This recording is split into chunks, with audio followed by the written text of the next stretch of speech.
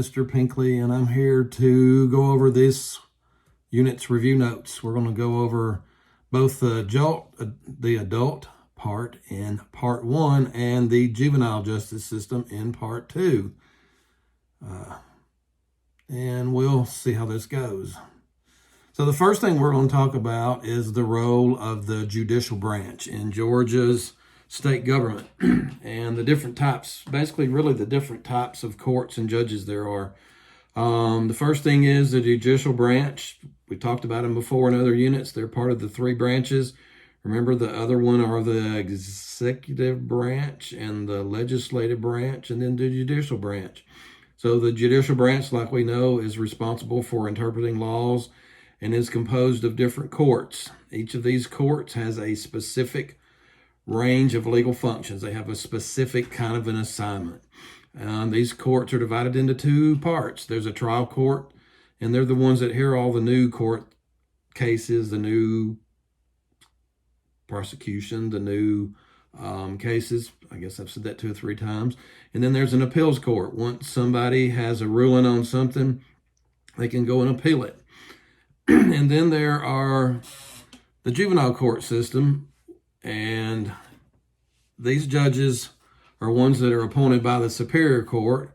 And then there's the trial court judges, and they are elected to 4-year terms. And then people that are in the Georgia Appeals Court, they're elected to 6-year terms. Next, we have the different types of trial courts. There are 70 state trial courts, and these courts hear misdemeanors, minor crime cases. They would be things like traffic tickets, failure to pay specific fines, failure to do small things. Those would be examples of that. Then if you notice the next 3 things, there's 159. That means that there's 159 of them in the state of Georgia. And that comes from there being 159 counties in the state of Georgia. So that means that every county has a juvenile court and a probate court and a magistrate court. The juvenile courts are responsible for dealing with delinquent and unruly offenses, which we've talked about a lot in this unit. And these are things that are committed by children under the age of 17. So I know that we talk about once you get to the age of 18 that you're an adult, but once you're under the age of 16, those are times that you're going to be tried for certain crimes in a juvenile court. Once you're 17, the state of Georgia recognizes you as being responsible enough to be an adult, and then you'll be tried in the juvenile court. There are the probate courts. These handle wills and estates, as well as marriage and firearm licenses. The magistrate courts are the ones that issue search and arrest warrants for law enforcement, and they have other responsibilities as well. They often set bond and things like that. Then in Georgia, there are 49 superior courts, which hear felony or major crime cases. And if you wonder why I'm doing like this, it's because my camera is sitting in front of the screen. Next, the state level courts. There are 2 different types of courts at the Georgia state level. These courts may review or uphold or even overturn trial court verdicts. We've talked about that before. If somebody appeals something, it goes to them. Some cases, like the death penalty, automatically go to the state courts. Georgia has 4 courts of appeals, and then there is also the Supreme Court of Georgia, which is the highest appellate court in the state. And like I said, they must also review death penalty convictions. Our next thing is the Supreme Court of Justice. Back up, the Supreme Court of Georgia.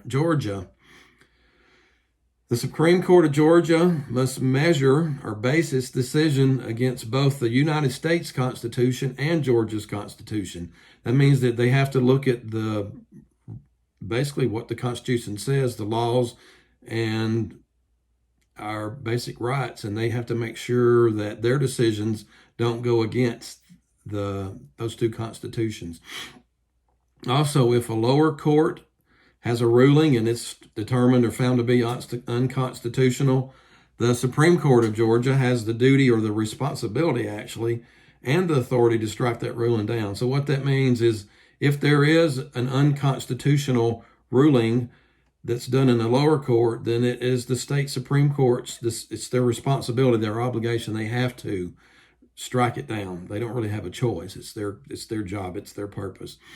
Decisions made by the Supreme Court of Georgia carry the same authority as the Georgia Constitution itself. Like I said, again, I'm having to lean around my camera and see what's going on there. Next, the types of law in Georgia. And this pretty much applies to all of the United States. And we talked about this in our last unit. There are two types of law. One of them is criminal and the other is civil. Criminal law is enforced for the protection of society. The breaking of laws is referred to as a crime and is punishable by fines, community service, prison time, or a combination of all of these. In the most severe of these criminal cases, which is basically murder, the sentence can be capital punishment, which is the death penalty. And we talked about in some of our readings this unit that it is not legal for juveniles to be sentenced to the death penalty or to get capital punishment. So that's something we need to remember. The civil law, we talked about that a little bit in our last unit. And it exists to deal with disputes between individuals or groups who have been wronged, and most typically due to negligence. This is like a lawyer who doesn't represent his client right, or a doctor who has, maybe he doesn't do a client right, a patient right. Those would be negligence, where a doctor didn't give somebody the right medicine. Maybe that'd be a kind of negligence. Or if you were a contractor building somebody's house and repairing something, and you didn't do it, and you didn't do it right on purpose, and they could prove it, then that would be negligence. These are done by the offending party. And let me see. This negligence is a wrongdoing is referred to as a tort and usually is settled via or from a financial compensation of the person who has the complaint. Next, the legal proceedings. In the Georgia criminal justice system, there's basically two sides. Those who are bringing charges against an individual or group, the defendant, are known as the plaintiff. They're the ones with the complaint. That's where complaint and plaintiff kind of have the same words. And then those who are being charged with the crimes, and they're known as the defendant. They're defending themselves.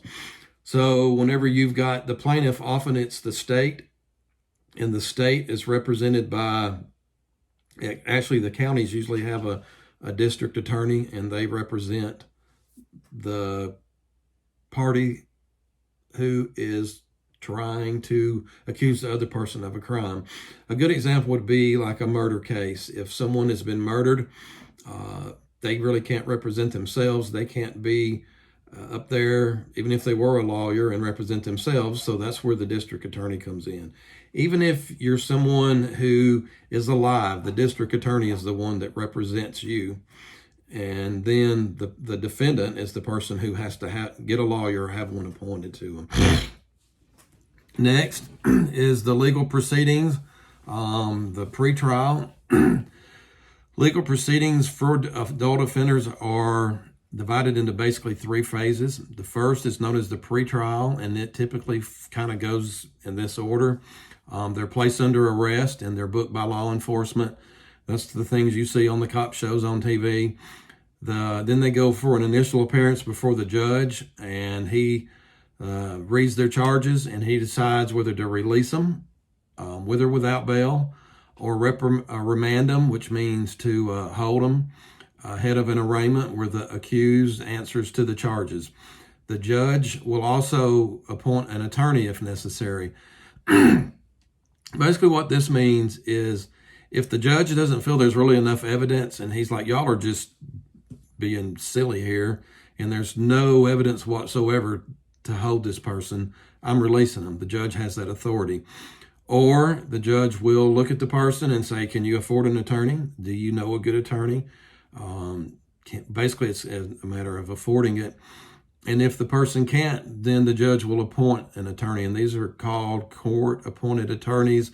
And these people often do the work kind of for free. They may get a little compensation. but it's they do it pro bono, I think is the actual term for that.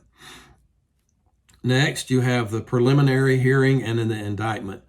So following the pretrial, where the judge decides that there is enough evidence, there's a preliminary hearing. The purpose of this is to determine if there is probable cause to believe a crime has been committed by the defendant.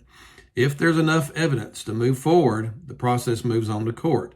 So in these types of preliminary hearings, the defendant doesn't actually have a lawyer that represents them and presents any evidence. It's mostly the district attorney showing the judge or the people just exactly what type of evidence there is that supports them charging this person. So if there's enough evidence and everybody looks at it and says, yeah, there might be, I'm not really sure, but there might be, then it'll go on to court. So if there's enough evidence to move forward, the process moves to court. Capital felonies, these are things that include the 7 deadly sins, which are murder, armed robbery, kidnapping, rape, aggravated sexual battery, aggravated sodomy, and aggravated child molestation, must be presented before a grand jury. Excuse me. Less severe felonies like shoplifting, credit card fraud, or forgery are presented to a judge by the district attorney. They don't necessarily have to go before the jury. So even if enough evidence is presented, the defendant will be formally charged with a felony, and this is known as an indictment. And if there's not enough evidence, this is another chance that the judge has an opportunity to drop the charges, and then it just moves, the person's released, and it kind of gets scratched off the docket or whatever. Next, after the indictment, and this is only after an indictment, and an indictment is actually kind of like the officially being charged with something.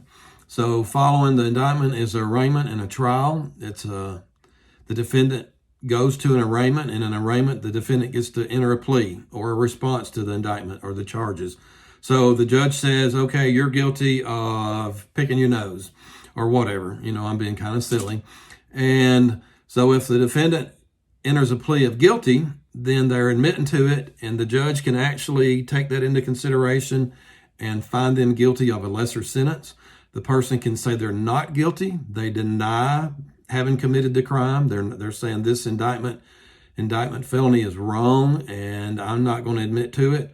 Or there's no contest. The person, they won't admit anything, really. They just basically say, I'm not going to attempt to prove I'm innocent, but I'm not going to disagree with me being guilty. And with a no contest, often that's done where they kind of plea bargain their way out. There's a lot of evidence that shows that they could be convicted of guilty, and the person just feels it's kind of in their best interest to go ahead and just say, I'm going to be found guilty, so I'm going to go ahead and just take a plea bargain here, and the judge will give me a lesser offense. And so instead of armed robbery, he'll just give me robbery or something, which carries maybe 5 years versus 10 years or something. So depending on the plea, the defendant can often take a plea bargain to lesser charges and punishment, like I said. And if they plea not guilty and the judge still feels that there is enough evidence, then it does go to a grand jury trial, and they have to determine if the person's guilty.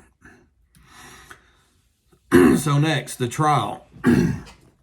If the grand jury indicts the defendant, then the second phase begins. And this, like I said, is the trial. The defendant and relevant witnesses and any evidence that both sides have are presented to the jury for both capital and less severe felonies. So that means just for murder, like the 7 deadly sins we talked about on the previous slide, and any other things like shoplifting, forgery, things like that. So ultimately, the jury has the decision based on the evidence and testimony that's presented, and they come up with a verdict. And sometimes the trial can go on for several days, weeks, sometimes even months. Sometimes it's over within a day, and the jury will go back and they'll adjourn, and they'll meet and they'll look at the evidence, and they kind of discuss it amongst themselves and decide if they believe without a doubt that the person's guilty, or that they say, there's just too many questionable things here, and I don't think that there's enough evidence here to prove this person's guilty. Whatever they come up with, guilty or not, they come out, and this is called the verdict. And if they're not guilty or innocent, not guilty means not, doesn't necessarily mean innocent. It just means they can't prove guilt. The defendant is acquitted. That means that they are released. They're said that, well, this never happened. It's kind of scratched off your record. And then they're released from custody. They're free to go. If they're found guilty, then by the jury, then they proceed to the third and final phase, and this is sentencing. In the sentencing phase of this, the judge is the person who ultimately decides the fate based on the circumstances and the specifics of the crime. And then the judge will set the punishment. And it could be depending on what the crime is. It could be time served, a year in jail. I know a buddy of mine talked about 364-day sentences, which is one less than a year, which means the person usually ends up having to serve every single day, where with 1 year they can get out a little early. So there are things like that. And then the judge can find someone guilty of whatever and sentence them to as much as life. But capital punishment, such as death penalties and stuff, are only reserved for specific crimes. And then last, like we've talked about, if a defendant swears that they're innocent and they maintain through all of this that they're innocent, and it can be proven that there was a trial error, that their trial was mishandled, like court evidence, they weren't read their rights, the police officers and the investigators and detectives didn't properly get warrants and do searches and found evidence that wasn't really admittable, legally obtained. If there was determined that a member of the jury was biased, those are some of the things that can happen, and they would appeal. They would be able to appeal the conviction. Should an appellate court find in the defendant's favor, a new trial may be ordered, or the whole entire thing may be ruled out. So that's a wrap up of the first part of these notes. I know this is a little longer than our other video, and the next one should be a little shorter, part 2 of this. But I hope this is easier for you. If you need to, like I said, just kind of go back and listen to this again. Next week, we should have a project due based over what we talked about, not here, but in the next one. So that's it for this.